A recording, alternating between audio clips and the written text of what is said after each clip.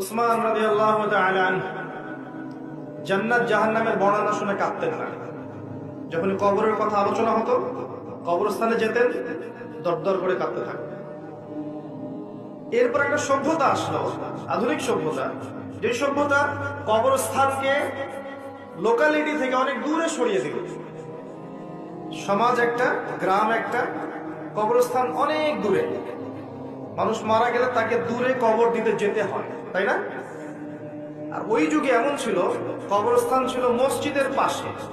এখনো দেখবেন নববী, মসজিদ নববীর পিছনে আছে না বাকিউল গারকাত, সাহাবীদের কবর।